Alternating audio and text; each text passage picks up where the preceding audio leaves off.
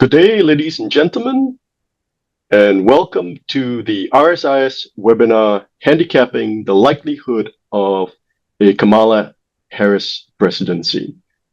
My name is Adrian Ang. I am a research fellow and the coordinator of the United States Program, Institute of Defense and Strategic Studies at the S. Rajaratnam School of International Studies, Nanyang Technological University in Singapore. Before I introduce our speaker this morning, Dr. Adam Garfinkle, just a few housekeeping notes. The webinar is being recorded, so please mute both your speakers and your video for the duration of the webinar. And for the Q&A session, please submit your questions through the Q&A function on Zoom. So today we have the distinct honor of having Dr. Adam Garfinkle, who served as a distinguished fellow here at RSIS NTU from August 2019 to June 2021. And Dr. Garfinkle is currently a consultant with RSIS. Dr. Garfinkle was the principal speechwriter to the Secretary of State, right, from 2003 to 2005. And he was also the founding editor of the American Interest magazine from 2005 to 2018.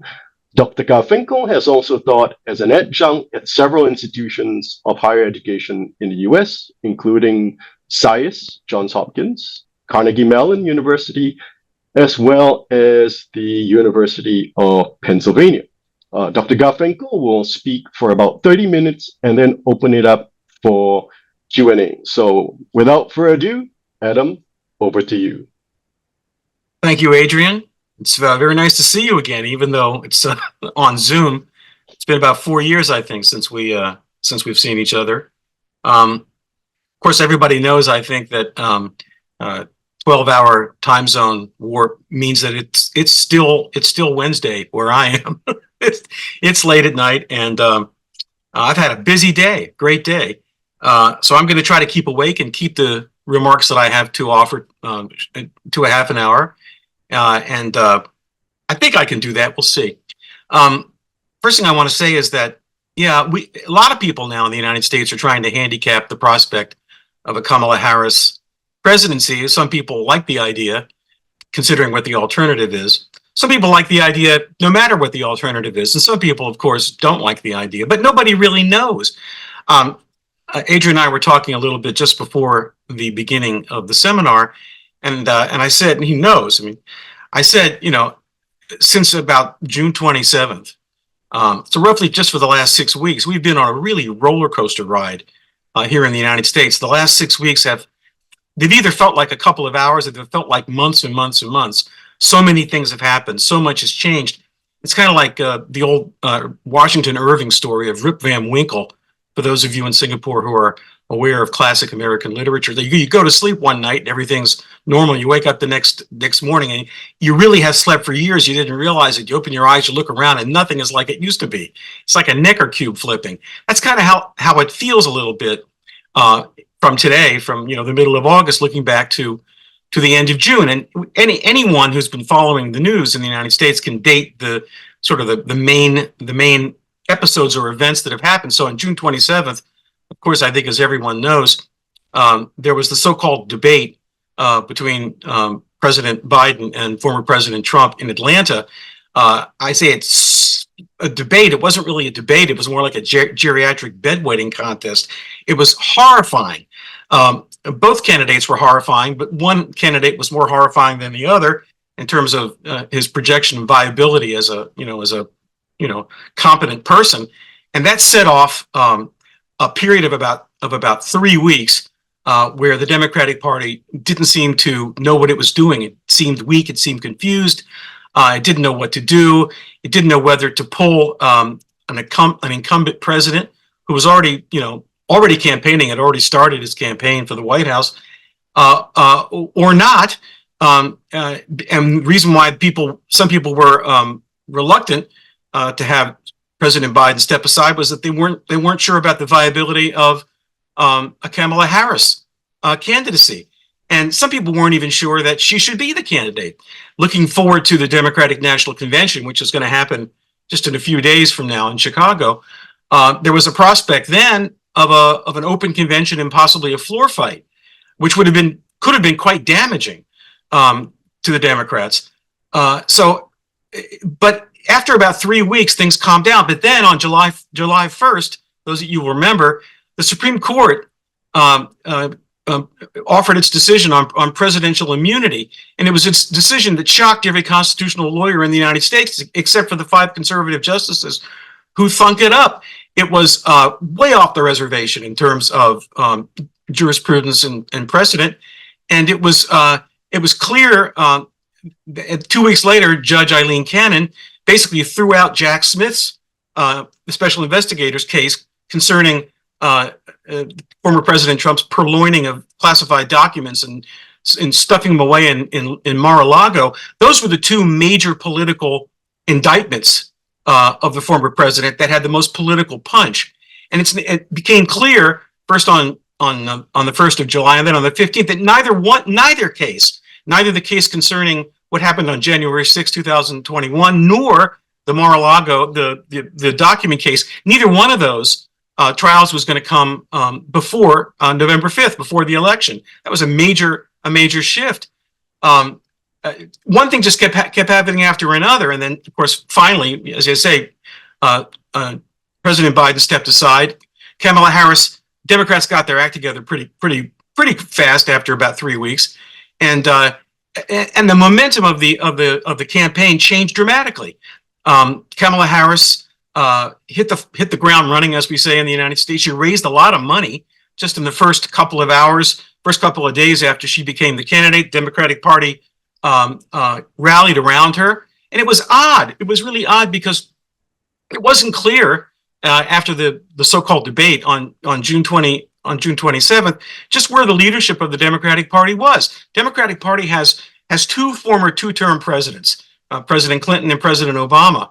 And you sort of expected these senior figures in the party would have taken the lead, and they would have found a way to find a kind of a soft landing for a successor candidate to President Biden. But again, it went on for like 3 weeks, and as far as anybody following the news outside the inner circle was concerned, you didn't hear a word from President Clinton, didn't hear a word from President Obama. Kind of wondered where they were. But then suddenly everything seemed to coalesce. There's going to be a convention. It's going to be a love fest for Kamala Harris and Tim Walz, the man she picked to be vice president, the governor of Minnesota. There's not going to be a floor fight. It's not going to be an open convention. It's not going to be any of those things people worried about only 3 or 4 weeks ago. So it's just one change after another, after people are dizzy. So the idea that anybody could successfully handicap what's going to happen on November 5th, let alone what's going to happen. Let's assume she wins for a minute, just as a hypothetical. What's going to happen after November 5th, between November 5th and the inauguration? You remember what happened after the 2020 election, right? Where the Republicans made an effort not to certify Joe Biden's electoral victory. Well, that was just practice. If Kamala Harris wins the election, the Republicans are going to do everything in their power, using every legal finesse they can think of and more, to not certify Kamala Harris's election as president. So it's going to be very entertaining and interesting. The whole world will be watching between now and November 5th. But don't turn the tube off, don't turn the radio off, don't turn the internet off then, because that's when it's going to get really interesting, possibly. If she does win, what will happen between November 5th and the inauguration in January? Again, nobody can predict that exactly either, but there's already a lot of worry and a lot of sort of gaming out of various legal scenarios and other scenarios about what might happen under those circumstances. But let's just step back now to here we are in the middle of August. What are Kamala Harris's strengths and what are her weaknesses as she looks to the next 2 months and a bit, of this campaign, this very unusual campaign? Well, she actually has lots of strengths. One strength that she has is her vigor and her relative youth, compared to both, of course, Joe Biden and also now compared to Donald Trump. I mean, just a short time ago, Joe Biden was wearing the old man burden. He was wearing that heavy coat. And now, because of Kamala Harris's rise to the candidacy, she's flipped the old man scenario completely. Now it's Trump who's the old man. Now he's the guy who's in his mid 70s and so forth. And she's 59 years old. She's vigorous and she's active and she's energetic. And what's more, she smiles. She has a positive demeanor. And in the period, in the just recent couple of weeks since Harris has been elevated to the candidacy, the Trump campaign and former President Trump himself seem to have been surprised and thrown back on their heels, because they were planning all along to take on the man that Trump used to call Sleepy Joe. Well, that's not the case anymore. And when Trump gets before a camera, gets before a press conference, he's angry all the time. Even his humor has become even more cynical than it was before. But he clearly, people have described him basically as melting down when he's been in front of a camera. The National Association of Black Journalists event, which took place, I think, on the 31st of July. I mean, that was just an astonishing behavior. Then, of course, I think many of you know, a couple of days after that, he addressed a group of Christian supporters in West Palm Beach, Florida, and he said to them, in effect, please get out and vote. But it'll be the last time you have to vote, because in 4 more years of power, if I'm in power, we'll fix it. Use the word fix. We'll fix it and you won't have to vote again. To say something like that in public is just quite remarkable. So he seems to, former President Trump seems to be wavering and sort of unable to put together a normal English sentence, grammatically correct all the way to the end. And he's angry and he's scowling and his humor has gotten weird. And meanwhile, Kamala Harris has recently called herself and her running mate, she used the phrase, the happy warriors. Now, that kind of made me think, because the last major presidential candidate in the United States who was known as the happy warrior was Hubert Humphrey. Hubert Humphrey lost the election in 1968 to Richard Nixon. So I hope that doesn't mean anything when she calls herself and her running mate the happy warriors. But it makes a real big difference, and I think it's really resounded. I think the change in the polling numbers has reflected the fact that a lot of Americans are tired of angry politics. They're tired of people who gin up hatred in order to harvest the result.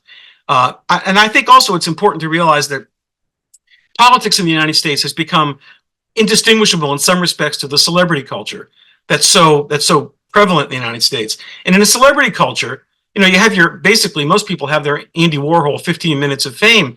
And after a while, people get fickle. They get tired of you. So what Donald Trump has been doing, what he's been a master at for years and years and years, he knows how to get attention. He knows how to get on top of the news cycle and stay there. And he realizes that even bad publicity is better than no publicity, because he has name recognition. He had name recognition from reality TV. And if he hadn't had that name recognition, he never would have been elected president. So he's trying now desperately in the last couple of weeks to stay on top of the news cycle. That's what he knows how to do. He's sort of like, that may be the only thing he really knows how to do right now when he's nervous about what seems to be happening. Now that appearance that he made back in at the end of July at the National Association of Black Journalists, a lot of people thought it was a meltdown, but I'm not so sure. Others have commented that actually he did all that on purpose. He walked into what was a naturally unfriendly audience, all right, and he said the most outrageous things he could think of. He questioned the authenticity of Kamala Harris's ethnic identification. He complained about the questions. He complained about everything, basically, that they were late. Trump got his start, even before The Apprentice, even before reality TV. He got to start with the World Wrestling Federation. He was a confederate of a guy named Vince McMahon, who is the guy who created the World Wrestling Federation, which is of course fake. It's all fake.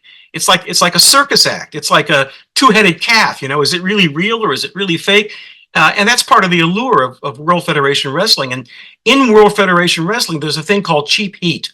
That's where you come into, you're the bad guy. In those kinds of fake, set up wrestling matches, somebody's a good guy and somebody's the bad guy. And Vince McMahon used to decide who was a good guy, who was a bad guy. So if you're the bad guy, You want to really rouse the audience. You want to make them hate you. You want to really sort of, ring them around and get them aroused. And that's what Trump did on that stage at the Black Journalist Conference.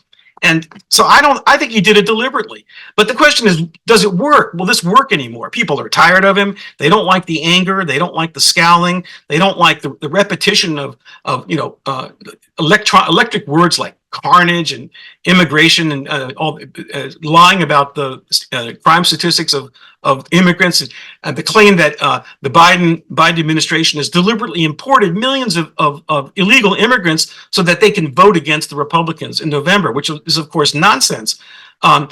People get tired of this stuff. I mean, it used to be kind of exhilarating. Like, did he really say that? I mean, because Trump knows how to get and keep attention, but people are getting a little bit tired of this. And every time Trump does something outrageous, says something outrageous to try to stay on top of the news cycle, he says things that are going to drive swing voters and independent voters to Harris, away from him. So there's this kind of, double game that he's playing. He feels absolutely compelled to stay on top of the news cycle, but the way he has to do it now may actually hurt him with the swing voters in the key uncertain states that he needs to win in order to win the election. So it's not clear how this is going to play out at all. Meanwhile, Kamala Harris is just sit back and watching this, trying to figure out how not to get roped in to the methodology that Trump is trying to pose. I mean, she doesn't want to get involved in a cycle of vitriol with Donald Trump, because that's his arena. That's where he does best. She needs to stay calm. She needs to keep smiling. She needs to be happy.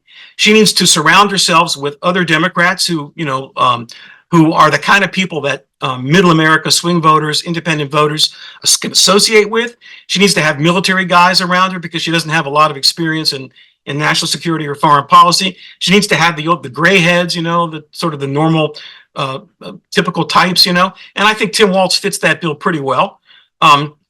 So she's doing basically everything right so far. And like I say, she's continuing to raise a lot of money. But here's the thing. And again, the polls, I should mention the polls. The polls in late June, right at the time of the so-called debate, had Trump leading Biden by about 3 or 4 points, depending on what poll you were prepared to think was credible. By the 5th or 6th of August, just a week or so later, after Harris became the nominee, there was a 9 to 10 point shift. That's a big shift in just 7 to 10 days. And the momentum all seems to have changed, but don't forget, there are still about 2.5 months left before November 5th, and it could change back. All sorts of things, could happen that no one can predict.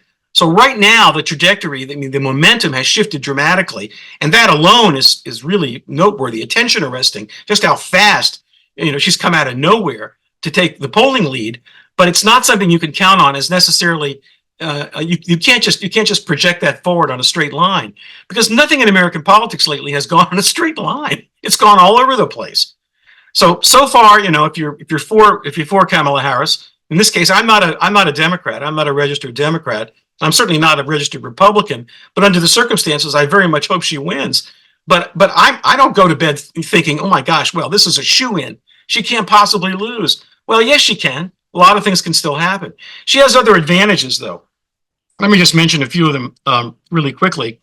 The Republicans seem to want to really focus on three terrible things about the Biden administration. One I already mentioned was the fairly unpopular policies on immigration and on southern border security. And they want to focus on the debacle that was the American withdrawal from Afghanistan back toward the beginning, back in 2021. And they want to focus on inflation and pocketbook issues. That's the stuff that the Republicans want to go after her on. But here's the thing. She was the vice president. The vice president in the American system is something like a potted plant, somebody who goes out as an emissary but has no independent decisional power. So if Biden had remained the candidate, it would have been a lot easier for the Republicans to point their finger and say, Joe Biden did that, Joe Biden. But they can't really do that credibly about Kamala Harris. I mean, she was the administration emissary, as it were, for immigration. She learned a lot about it, but she didn't make any of the decisions that pertain to it, or the decisions that had to do with the southern border, or the decisions that had to do with, giving out money at the end of COVID that contributes something economists disagree about how much, to the inflation, which has discomfited a lot of people. And she had nothing to do with the decisions having to do with Afghanistan.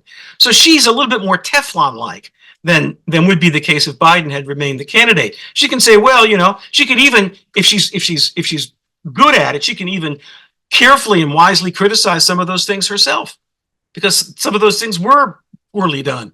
Some of those things were messed. She can also explain to some audiences, but not others. It depends. She can also explain why one of the reasons why nothing really got done on immigration reform in the first couple of years of the Biden administration is because the Republicans refused to let anything happen, because they wanted to use the issue as a political bludgeon to bop the Democrats over the head.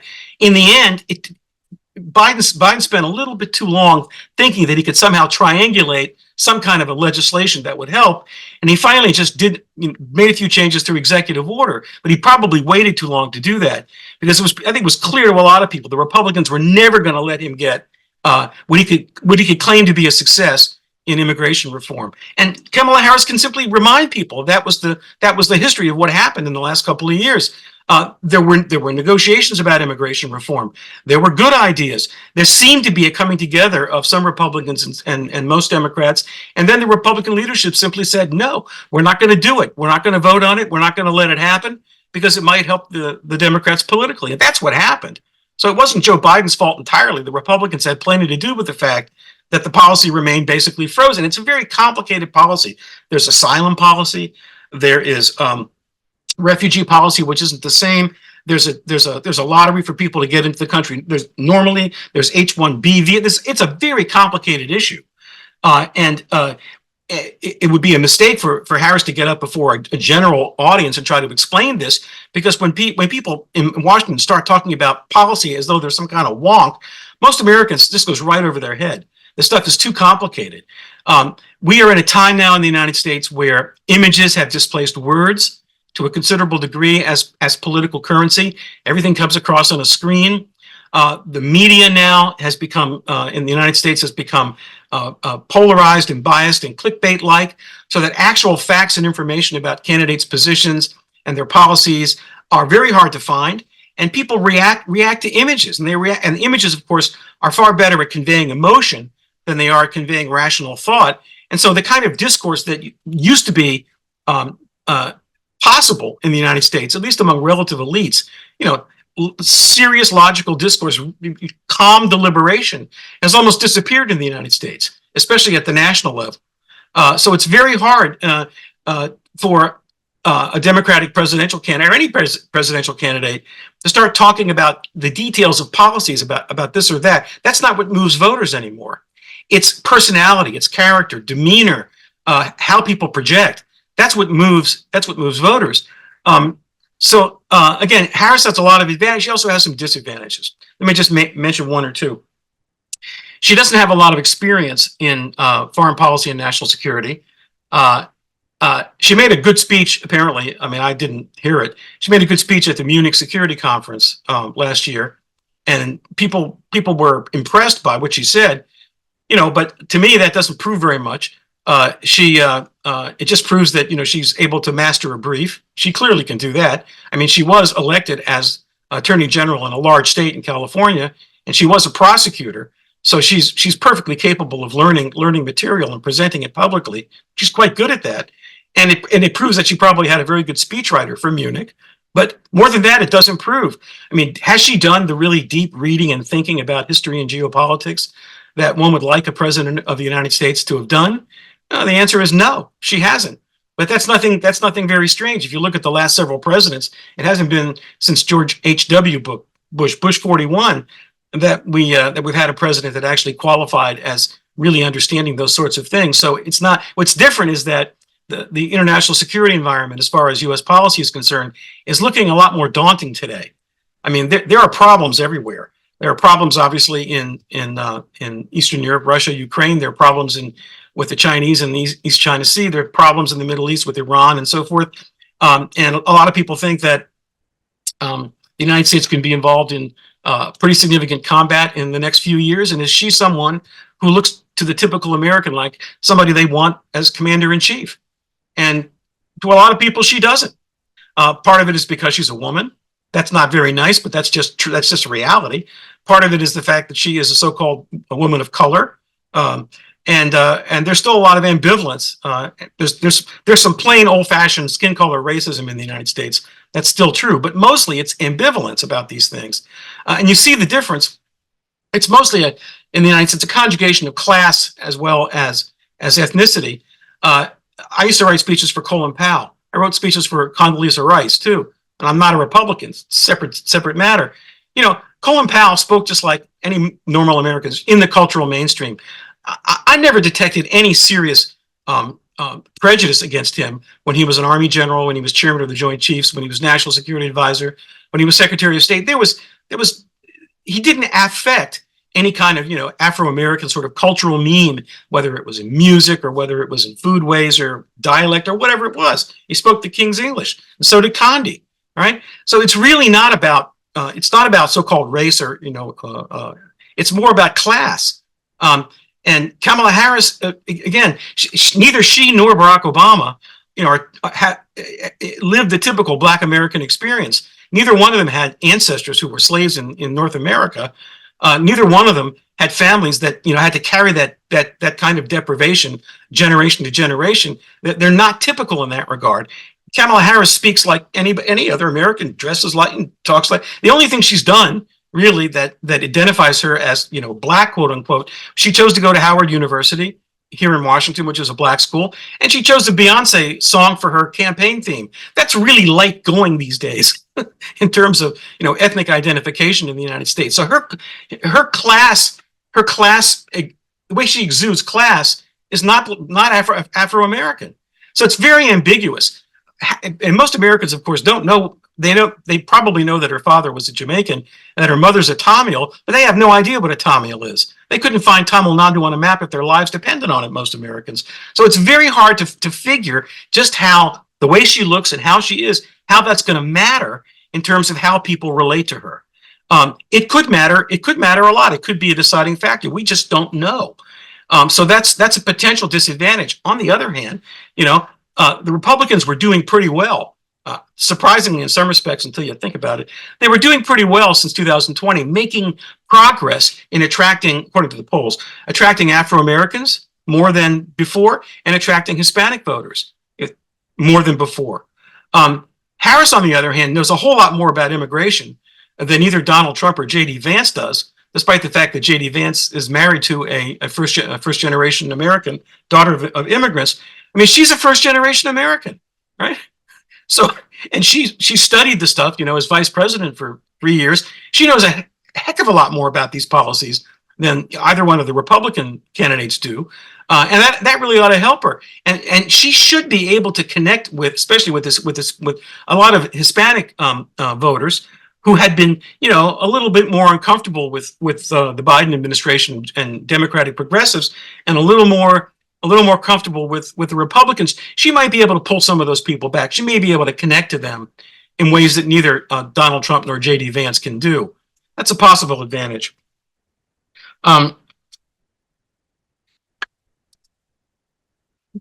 There's another question that comes up. Let me just check the time to make sure we're still doing okay here. Yeah, we're just about right. A couple of days ago, I got a request from the Chinese language paper in Singapore, which is, pardon my pronunciation, Zai Bao Lianhe. Am I even close? But that's the Chinese language paper in Singapore. Somebody can correct my pronunciation offline later, maybe. And the journalist asked me 4 questions, basically about this subject. And I gave her long answers because it was just easier, for one thing.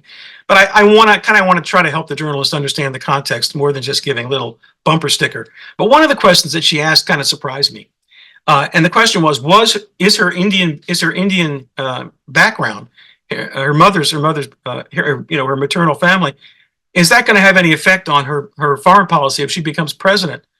And I mean, it's not really a major issue that has to do with whether she'll win on November 5th or not. But I thought it was a fascinating question. It led me to think about it some.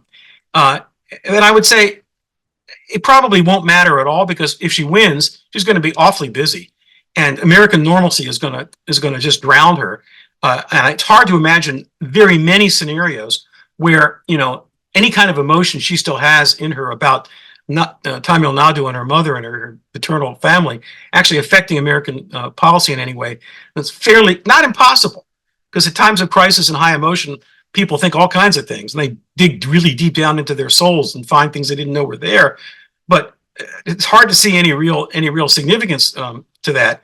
And as far as electoral matters are concerned, I just don't think it matters. As I just said, she doesn't sound like Al Sharpton. She doesn't sound like Jesse Jackson. She doesn't sound like any, sort of, prominent Afro-American figure speaking and acting and, doing the things that they do. She's kind of in an in-between kind of situation. So I really don't know. The one thing that does matter, and everybody I think already knows this, but I'll just say it in conclusion. Let's just say that the trajectory that she's on right now continues more or less. There may be a bump or perturbation, who knows? But let's just as a thought experiment, let's just assume that the good news for her continues into October and early November. Well, she still has a problem. If she could win the popular vote by a lot, she could win it by more than Hillary Clinton won the popular vote in 2020 and still lose the election. And that's because the way the Electoral College is set up in the United States, it tends to advantage the lower population, more conservative states, more rural populated states. And the figure that people throw around, which I think is accurate, is that about 47% of the American population elects 53% of the Senate. And that's not mere, because the Senate, of course, is the body, is the upper house in the United States system that approves judges, Supreme Court judges and appellate court judges, district court judges. So the imbalance in the Electoral College also creates an imbalance over time in the judiciary, and we've seen some of the effects of that last month and going forward. I mean, we have a conservative majority right now on the Supreme Court, and if Donald Trump wins, he might have an opportunity in 3 years, 4 years to appoint one or two more justices, and that would take it from 5-4 to 6-3 to 7-2, and that could last especially if proposed judicial reforms don't go through. That could last for decades. It's one thing to think about who's president. It's another thing to think about who's running the Senate and the House. But to think about the politicization and the strange ways of the courts lately, to think that the United States could be dealing with a court of the sort we've seen lately for the next 15 or 20 years, that is just as daunting, it seems to me, in terms of the overall prospects of American government, as what will happen in the presidency and what will happen in the Senate. So she needs to win. It's more important in a case like this for her to win Pennsylvania by 1,000 votes than it is for her to win, big cities in states that are going to be blue anyway by 1 million votes. That's just the way it is. So if I were a betting man and somebody forced me to make a prediction right now, I would say she'll win the popular vote by substantially more than Hillary Clinton did in 2020. But again, if I had to really come right down to it, she could very well lose the election anyway. I hope not, but that's kind of where a lot of the I don't want to call it smart money, but that's where some of the old gray heads who've been watching American politics for the last 40, 50 years. That's kind of that's what their body language seems to suggest. That it's going to be a heck of a ride, but in the end she may lose. Well, I don't know. As I say, I hope not, and we'll see. But right now, that's how a lot of people are thinking. The people who know how this stuff works, they think that she'll lose. So that's about a half an hour, Adrian. So I'll stop, and I hope that there'll be questions, because I really want to know what people in Singapore want to know about what's happening, and I'll try to answer the questions. So I'm ready for first question. Second, you want to take the first question, Adrian? That's traditional. Yes, Adam. Thanks for your presentation. And while we wait for our audience to right, sort of ask their questions through the Q&A function, I thought I would use my prerogative as chair to ask you the first question, which is basically, sort of taking off from what you had just mentioned before about the key battleground states, right? That Kamala Harris might very well be Hillary Clinton 2.0, winning the popular vote but losing the electoral college. So I wanted to ask you, your thoughts about both Harris's selection of Tim Walz, governor of Minnesota, and former President Trump's selection of J.D. Vance, right?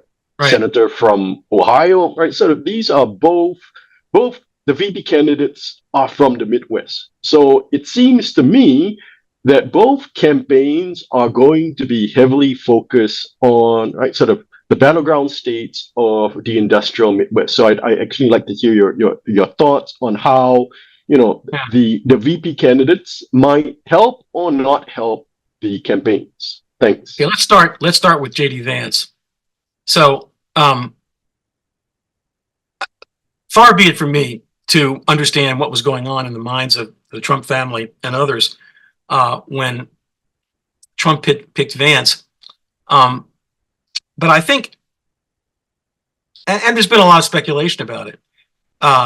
One was that Trump's kids thought that he would be a real powerful addition to the ticket. I mean, he was young, handsome, had some military service, although not combat service, for a short time. I mean, they thought he kind of fit. Ohio. I mean, Ohio has one Democratic senator, Sherrod Brown, and one Republican senator. And Ohio lately has pretty much always been voting Republican in presidential elections. So it's you would think that from a sort of a traditional point of view, what you do in picking a vice president is you pick a vice president from a state you want to win, but otherwise might not. So from a Republican point of view, it was kind of dumb to pick somebody from Ohio because Republicans are likely to win Ohio anyway. Ohio's not considered really a swing state. It's considered a pretty much in the red column kind of state. So that's curious. There are others who have, I guess, a somewhat more, is cynical the right word, or is realistic the right word? We all know, not we all know. I mean, those who pay attention to this kind of thing know how J.D. Vance ended up senator from Ohio. He ended up senator from Ohio because of Peter Thiel. Peter Thiel, liked him, bet on him, basically wrote one check to finance the entire campaign, and it was a very large check, and he won. Now, Trump, quite aside from what his kids thought and told him, Trump has always been, and I'm trying to speak as objectively and calmly as I can, but facts are facts and they can't be hidden. Trump has always been a kind of follow the money kind of sort of guy. And Peter Thiel has a lot of money, like what is it, 82 or 92 billion dollars? And I can't even count that high. It's more than, grocery money. And I think one of the reasons Trump was interested in Vance is because that's the way to Peter Thiel's money. And Trump's money comes from a lot of places, including from Elon Musk. But as you saw, if we saw the other night on X, former Twitter, Trump and Musk don't really like each other. They don't have great chemistry. So I actually think that the money factor, looking not just to the election, but after the election, whoever wins, is one of the reasons Trump was okay with Vance. Now, what's happened since he picked Vance? Vance has been like toxic. He's been just as dour and weird, really weird, as Trump's turned. I mean, making up this stuff about, childless cat ladies. I heard one tonight. They're already mocking, ridiculing songs being written now about childless cat ladies. And Vance is so far, I mean, most people who try to observe this stuff objectively think he's been an absolute disaster and that he's harmed the ticket. Meanwhile, Vance thinks, apparently inside the campaign, that he's the only one who knows how to run the campaign, and he wants to stop former President Trump from going off the deep end. So he thinks of himself as the calm voice. So this is the calm voice that is becoming ever more unpopular, precisely among the kind of swing voters. I I mean, look, there are a lot of people in the United States. I mean, people guess about how many it is, who are kind of addicted to screens, all kinds of screens, and they're living in a kind of a fantasy world. These are people who are not deep literate. They don't read. They just marinate in front of wacko fantasy stuff on TV. And a lot of people, I mean, this has been written about quite a lot, and I'm writing about this myself. So there are a lot of people who really have kind of lost the distinction between what's real and what isn't. I mean, you've got QAnon, you've got all these conspiracy theories, you've got, and again, you don't have a lot of fact checking and reality grounding from reading the press. Besides which, the Department of Education estimates, as of a couple of years ago, that 54% of adult Americans cannot understand standard newspaper copy. The collapse of deep literacy, not just deep literacy, the collapse of literacy in the United States, in the internet, in the digital age, is astonishing. All right, a lot of people outside, including in Singapore, just don't understand how dramatic it's been. So it's changed politics a lot. I mentioned earlier, just in passing, that politics is about image, and it's the attention economy, the political attention economy. It's the management of impressions. It's a fat-free environment these days. So when Vance comes along and talks about childless cat ladies, I mean, just in terms of impression management, that's not good. That's not helping the ticket. So I think that was a mistake. Now, more interesting and more recent, Tim Walz. Okay, Tim Walz from Minnesota. Again, at least as far as I am aware, Minnesota is not likely to be a swing state. Minnesota is a blue state. So just like putting Vance from Ohio on the Republican ticket doesn't help that ticket in the classical, traditional way, putting Walz on the Democratic ticket doesn't help it, right? According to the scuttlebutt about this, and I'm not an insider. I mean, I'm not even a Democrat, right? But if you read the sort of the inside scoop on this sort of stuff here in Washington, Harris was leaning toward Josh Shapiro, right? That's Pennsylvania. Pennsylvania is a swing state. If Harris loses Pennsylvania by 5 or 10,000 votes, people are going to be wagging their fingers. Why didn't you put Shapiro on the ticket? You put Shapiro on the ticket, you win Pennsylvania. You win Pennsylvania, maybe you win the election, right? Why didn't she do it? Supposedly she was leaning towards Shapiro, who's a very popular guy, who's been doing a really great job in Pennsylvania, has raised his popularity standing in Pennsylvania, and ever since he became governor. Why didn't she pick him? Apparently because the progressive wing of the party, whom she is reluctant to alienate, was dead set against him. Why? Because he's Jewish and he's pro-Israel. Okay? That could come back to haunt her. It really could. But Walz is good in other ways. He is a progressive, right? But he's not the kind of progressive that you think about when you use that word nowadays, right? He's not an identitarian, identity politics, kind of, guy. And I think most Americans really don't like that stuff. And I think the less that, Joe Biden is not that kind of, he's not an identity politics kind of guy.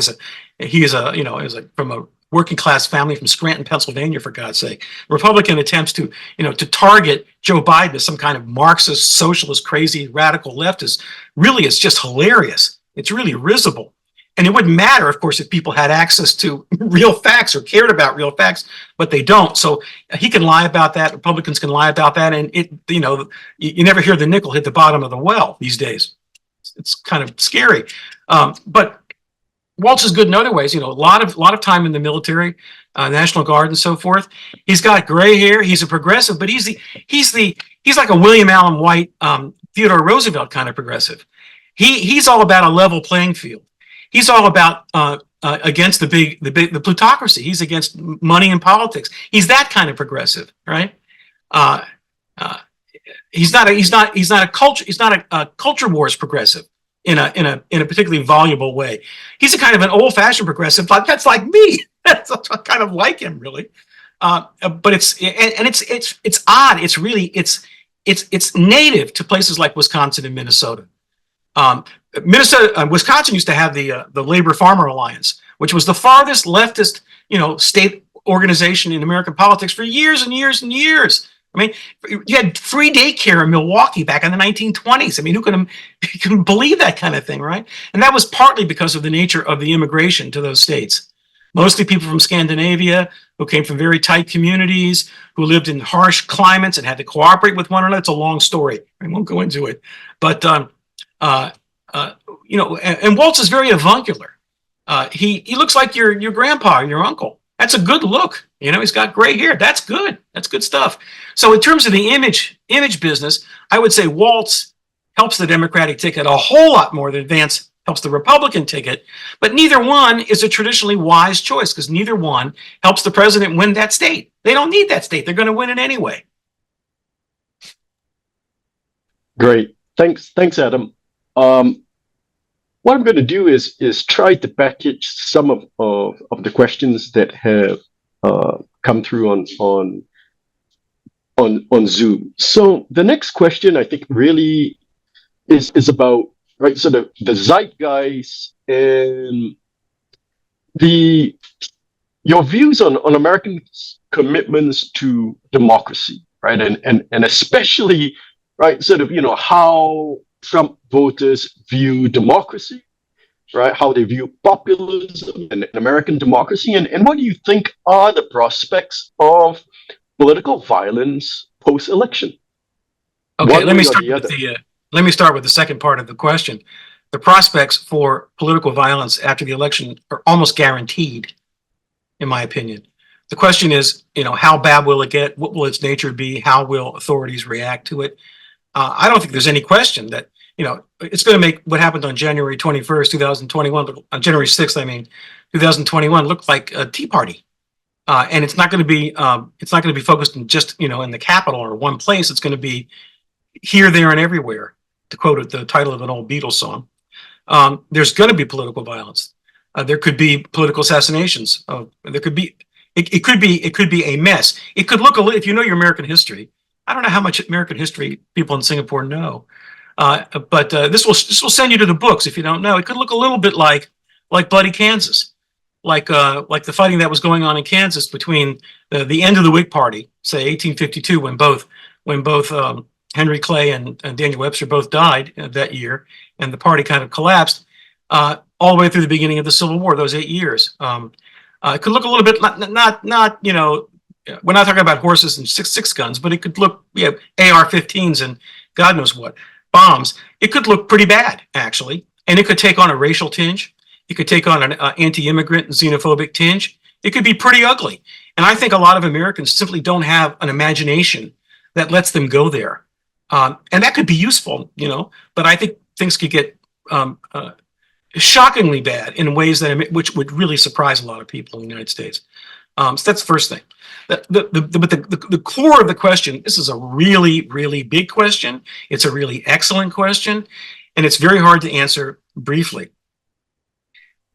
Let's look at it. Let's do the on the one hand, on the other hand, sort of the typical sort of academic way of answering these things. Although as you know, I'm not really an academic.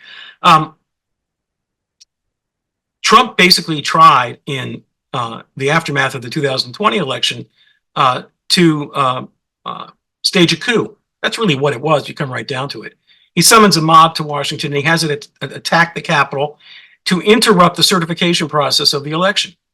He connives with others to create fake electors to displace the real electors from various states and get them certified. They're doing the same thing all over again.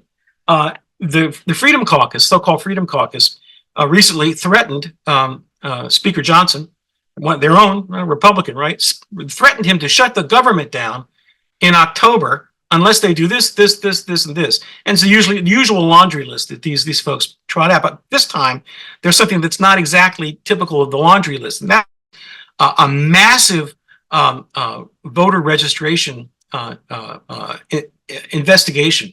Again, the charge being that millions and millions and millions of illegal aliens are voting in American elections because the registration protocols are so weak that they could just get right in and vote even though they're not really allowed to, and they're all going to vote Democratic, and that's why the Biden administration has wanted all of these illegal. It's complete nonsense, but that's what they say, right? And of course, they don't really expect, if they introduce this kind of stuff shut down the government in October, middle of October, right, when the fiscal year rolls around. They're not going to expect legislation to pass before November 5th. That isn't the point. The point is to be able to then say after the election, these elections in these states that we lost, these elections were not valid. They were fraudulent because there was so much illegal immigrant voting. And they're setting this up, right? So there is no way that this Republican Party now, much more purely MAGA as a party than was the case in 2020. Because since 2020, a lot of the normies left of their own accord, right? The Adam Kinzingers of the world, Liz Cheney's of the world, and other ones Trump managed to beat in primaries or boot out of the party. So this is a much purer, radical MAGA type party now. And they are going to do everything they can not to certify the election. Will it succeed? I don't think so.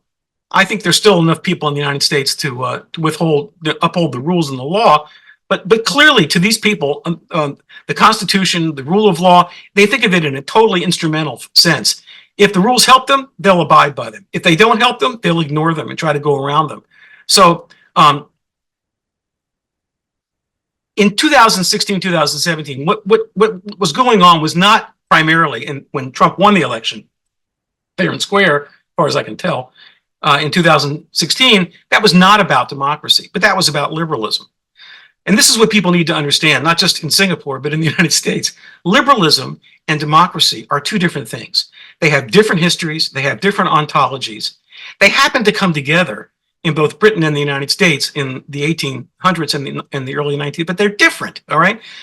It's easy to describe what liberalism means just by pointing you to the first 10 amendments to the U.S. Constitution, otherwise known as the Bill of Rights. If you study the Bill of Rights and you see the sensibility there in the Bill of Rights that George Mason wrote, right, designed to protect the private lives and individual conscience of American citizens from the overweening tyranny of the central state, right? That's what this was all about, right? You see how liberalism is so central to Enlightenment thinking and to the political institutions that arose out of the Enlightenment in Britain and especially in the United States, the country born in the very womb of the Scottish Enlightenment, right? That a major political party in the United States, the Republican Party, should have flipped in a relatively short period of time, 7 or 8 years, into a party that doesn't respect liberalism at all, is what led then to the attack basically on democratic institutions. It's very important to keep these distinctions in mind, because what was going on in the first Trump administration was not anti-democratic. He won fair and square in 2016. It wasn't anti-democratic, it was anti-liberal.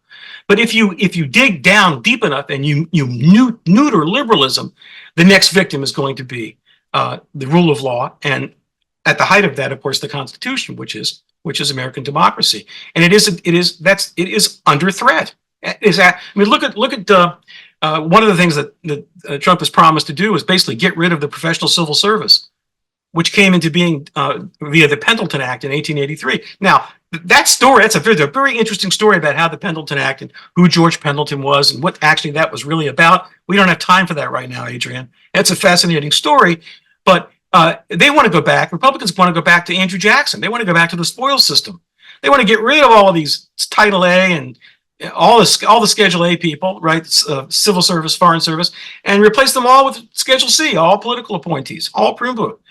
People that some of these people can't even read and they can't spell, but they're going to be assistant secretary of God knows what if Trump gets his way. And this is like either the commissar system in Russia or like the shadow government that the Nazi Party had created before Hitler became chancellor. And they simply substituted out the ministers and bureaucracy of the German government, put in Nazi Party members over. It's the same kind of idea. I'm not saying they're Nazis, although there's a resemblance in some respects, but it's the same kind of, it's the party state's kind of way of thinking, right? The party runs the state, not the other way around. I'm not going to say anything more about that because I'm just not. But on the other hand, now let's look at it from the other point. Let's look at it from J.D. Vance's point of view, the so-called new right, right? The new right types, and this is the Claremont Institute and other so-called pro-Trump intellectuals. Now, there are not a lot of them, right, compared to intellectuals in general, but there's some. And some of the things that they believe are not crazy.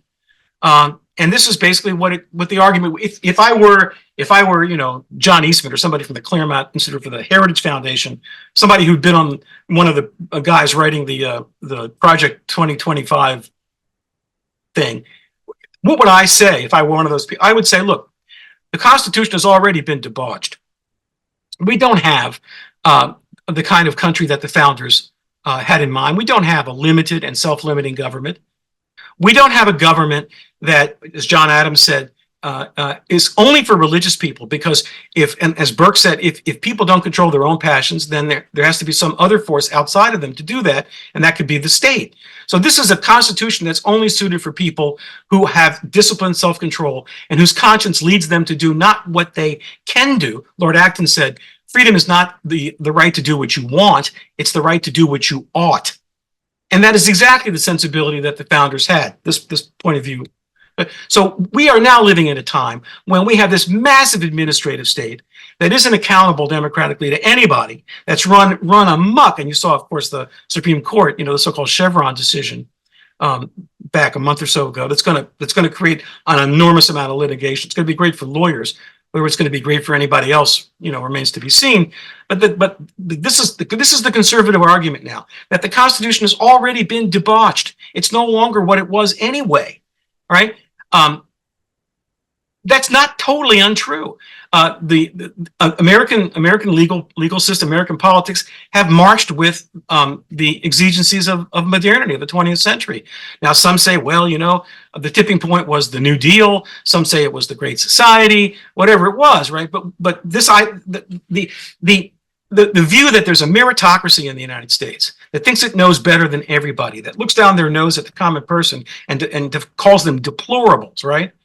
This is not a democracy anymore. This is an elite. This is elitism. This is a meritocracy. This is not a constitutional government. This is a government that has bushwhacked and masquerades as pro-constitutional, but actually it's really classist, and it's doing what it wants. And it is, and we now have a plutocratic, gigantic kind of economy. We have oligarchs everywhere, and big businesses and big bureaucracies, and they serve only the elites. And now we have an economy, because of globalization, where there are some big winners in this economy, but there are more small losers than there ever used to be. And so they believe the whole system is fixed, and it's deliberate, and it's designed to squash the little guy, and that's where populism comes from. That's where the Tea Party came from. That's also, by the way, on the left. That's where what was it called? Something Wall Street. I forget the name of it already. Occupy Wall Street. All that stuff came, after the so-called Great Recession of 2007, 2008. That's not, some of that analysis is not exactly wrong. But whether this is a deliberate attempt to eunuch the Constitution on the part of the elitist left, that's fantasy. That's just not true. What has happened is that, the government has tried to incrementally kind of keep up with technological and social and cultural changes in the country, and it's led to an order that really doesn't look a whole much like the ideas that the founders had. So the argument is made from the right that it doesn't matter if we suspend, like Trump said, he wanted to suspend the Constitution so that he could become president again. And people would say it doesn't matter if the Constitution is suspended, because it's already been so debauched and distorted that it doesn't serve the purpose it was intended for anyway. Right? That's the kind of the way it is. Right? I hope that answers the question. Great, thanks, Adam. I'm mindful of the time, so we've had questions about domestic politics, right? So the next questions will be about foreign policy. So how much continuity or discontinuity do you think the region, right? Whether you think about Southeast Asia, right? Can we expect, right, either from a Harris administration or a Trump 2.0 administration? Oh, that's a really great question. I wish I knew the answer, Adrian. I could say some things about it. Trump and the Republicans right now are raging isolationists. They resemble the isolationists of the interwar period. Trump is extremely risk averse in his his mentality is extremely. He's also very anti-military. The number of things he's said, his disparaging comments about those who've risked their lives and given their lives for American freedoms and the freedoms of others too, is unprecedented. There's never been a president of the United States who has disparaged the military the way that Trump has, and that's not incidental. He doesn't like these people. He doesn't understand them. He doesn't like the demands they make of him.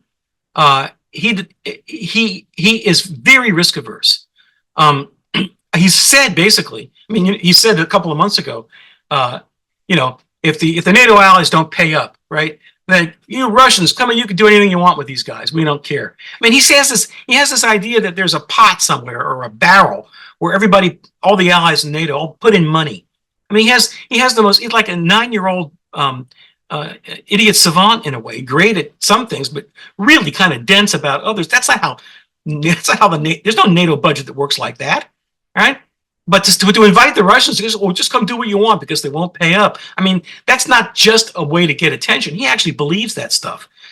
John Bolton, in his book that he wrote after he left the office of being National Security Advisor, describes how he had to restrain Trump from basically telling all the NATO allies to go to hell. He doesn't like allies. He's a unilateralist. He might,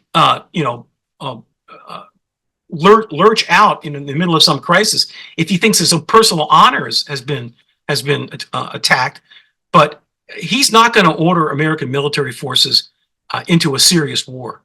He's just not going to do that, and his constituency doesn't want him to do that. It's so long now after the end of the Cold War, let alone after the end of the Second World War, trying to explain to MAGA supporters, people who know no history, have not been taught civics, who don't read, trying to explain to them the value of America's alliance structures. It's like trying to explain calculus to a coconut. It just doesn't work. They don't get it. You can knock yourself blue in the face and you'll get nowhere with these people. I've tried, let me know, I can tell you. And I speak just normal English, right? So there's no appetite on the Republican right now for these alliances and for engaging in military operations overseas. Just really, really nothing. It's gone. Harris, now, if Harris becomes president, I think we can expect a great deal of continuity. Partly because, there is the bureaucracy. There is the permanent government. There are the civilians in the State Department and the Defense Department and the Treasury Department and the CIA and the whole thing that you know very well. They're going to keep doing what they do, and their default way of thinking is we are the rule setter. We are as Madeleine Albright, late Madeleine Albright, we are the indispensable nation. I wish he hadn't said that. But what it really means is not that we can do anything we want unilaterally, but that the world can't make a lot of structural progress on major issues without the United States. All right, that's true. Even Samuel Huntington said that, and he was a lot smarter than Madeleine Albright. That's true, and I think that's the way the bureaucracy thinks. That's the way the foreign policy elite in Washington thinks, except for the Republican outliers. So there would be a lot of continuity. I mean, Trump said basically in private once or more than once, if the Chinese invade Taiwan, the United States isn't going to do anything, nothing, right? So if the United States isn't going to throw elbows over that, what's it going to do? When the Chinese kind of muscle their way into Philippine territorial waters and all the rest of it, which you guys know better than I do, he's not going to do anything. That's one of the reasons. But I don't know if I'm sure you heard the news a couple of weeks ago. There was an unusual meeting here in Washington. I think it was in Washington. The Korean defense minister and the Japanese defense minister and the American defense minister were actually in the same room for the first time. Amazing. This is an effort by the bureaucracy to limit the damage, basically, to the Asian alliance structure in case Trump wins. And the Quad and the relationship with India and all of these things now are being tightened, revised. They're being budgeted. They're being beefed up against the possibility that there may be erosion from the White House against these arrangements, and that's a good thing. And I was very happy to see that, because I wrote a paper for the Japanese government, it's a proprietary thing, in which I said, the United States needs to, the United States really needs to graduate its major regional partners into not just military adjuncts, but into decision-making partners when it comes to East Asia and Southeast Asia, because Japanese know, and the Koreans know more about the region than we do. They know a lot more about it than we do. And we should start treating them like adults. We should stop infantilizing them. And that is starting to happen now. It's way overdue, in my opinion, but it is just starting to happen. And so that's good. That's all good. As for other parts of the world, again, I don't see much likelihood of discontinuity. Again, the woke progressive types in the Democratic Party make up maybe 8 to 10, maybe 12% of the party. They don't really have a lot of influence over these kinds of things. I don't think Harris is among that group. I think she wants to be on speaking terms with those folks, but I don't think that she believes that kind of stuff. As far as Israel and the Middle East, here I think you're going to have almost pure continuity, whether the progressive wing of the Democratic Party or anybody else likes it or not. Kamala Harris's husband, as I think some people know, is Jewish. Her national security advisor as vice president is Phil Gordon, who's an old friend of mine who is Jewish. His deputy national security advisor as vice president is a woman named Rebecca Lisner, who's Jewish. So all you got to do is look at the dramatis personae around all this, and I think you could probably come to Joe Biden, I think it's fair to say, is as a friend of the heart to the state of Israel, not to this government in Israel, but to Zionism as a historical movement and to the state of Israel.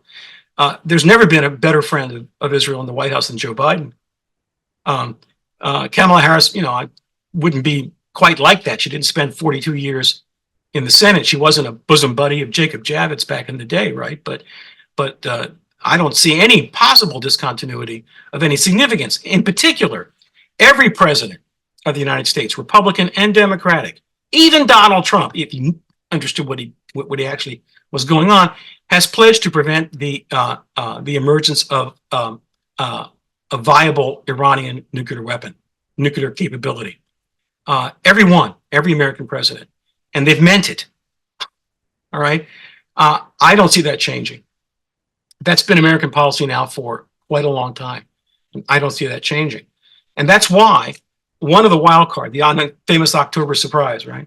One of the wild cards in the election, I mentioned this just in passing in the piece that RSIS published in the commentary series just a couple days ago. One of the wild cards is that Benjamin Netanyahu, the Prime Minister of Israel, thinks this is a good moment to drag the United States into a war that is so large, a war Gaza would be almost an afterthought at that point, but a war with Hezbollah in Lebanon and a war to destroy or degrade dramatically the Iranian nuclear capability, which would obviously involve direct strikes against Iran, that Israel doesn't have enough airplanes and secure air bases to do that by itself. And the United States knows that. And the plan has always been, if the balloon went up and this kind of thing became necessary, it would be a joint operation. And the United States, as you know, after October 7th and the Gaza war began, the United States sent 2 aircraft carrier battle groups into the Mediterranean to tell the Iranians, to tell Hezbollah, don't even think about it. Because we are in this with the Israelis. If you attack Israel, you'll be attacked by the United States as well as Israel. Those carriers were removed and rotated. Recently, the United States has beefed up its naval presence in the Mediterranean quite a lot. All right.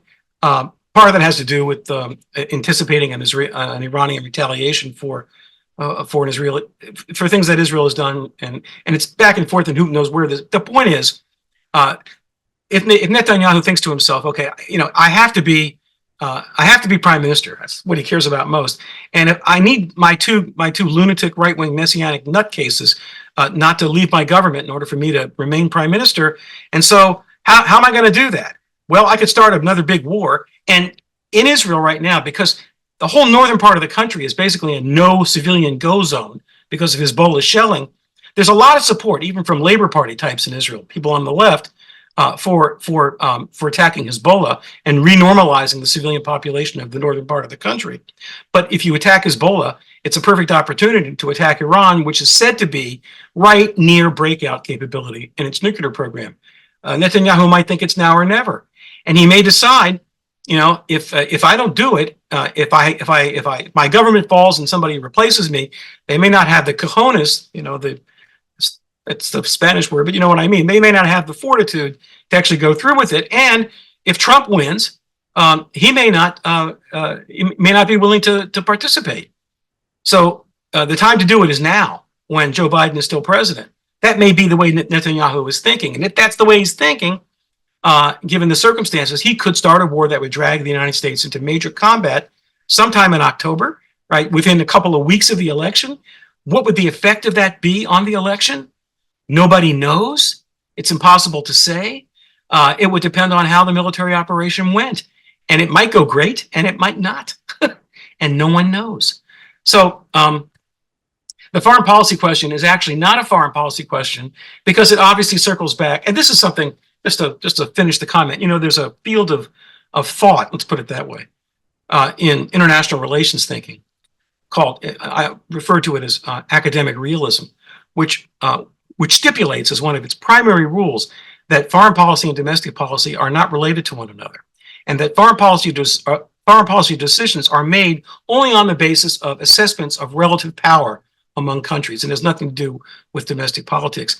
And that is one of the most unrealistic, ahistorical, absolutely silly premises I've ever heard. Anybody who's been in government, right, knows that politics and policy can never be completely divorced.